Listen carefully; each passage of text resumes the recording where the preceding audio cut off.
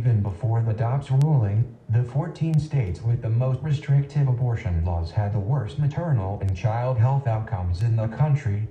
Rachel Space-Time, Associate Editor, Social Media and Digital Writer, Morning Edition, National Public Radio.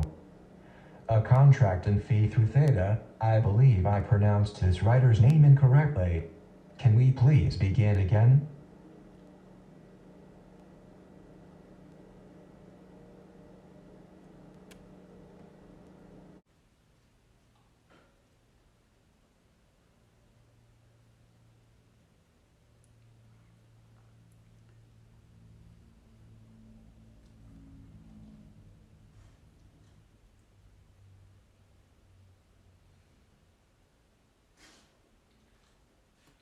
Even before the Dobbs ruling, the 14 states with the most restrictive abortion laws had the worst maternal and child health outcomes in the country.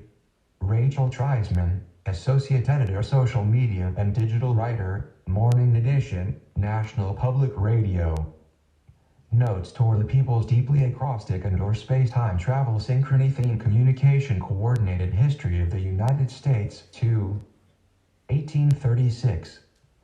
Arkansas has the 7th highest child poverty rate in the United States.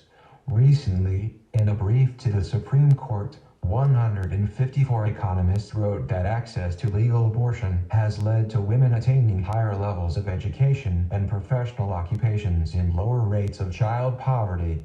Knowledge of this fact, and refusal to recognize the consequences of removing a woman's right to choose the course of her own life, including defining and realizing her own economic potential, is essentially a governmental mandate designed to perpetuate the cycle of poverty in America from generation to generation.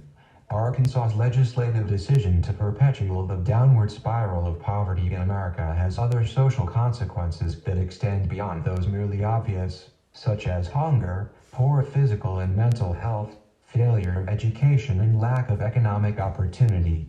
National Child Abuse and Neglect Data System statistics record twice the national average among reported incidents of child abuse and neglect for Arkansas, and careful data analysis reveals that many of these victims continue to be maltreated even after such incidents have been reported to the state. States like Arkansas, which fail to support the healthcare and educational needs of mothers living in poverty, but at the same time insist that women take on the burdens of a life course with no viable economic options, are, in fact, demonstrably responsible for such high rates of child abuse, neglect, abandonment, and other forms of maltreatment at the legislative level of social organization. Arkansas legislation currently stipulates that abortion is illegal except when it is necessary to save the life of the mother, and yet fails to recognize that the economic outcomes of mandated parenthood for many women living at or beneath subsistence levels under conditions of dire poverty are themselves sentences to hunger, hardship, abuse, physical and mental trauma, and, yes indeed, quite possibly death. So, simply from an economic security perspective, rather than imposing $100,000 fines upon those doctors determined to provide women with biological, educational, and economic choice, the state of Arkansas would make a much better investment of its resources by funding each and every clinic, hospital, and medical office which both immediately saves women's lives and ultimately rescues children from generational cycles of despair, hunger, neglect, violence, and death.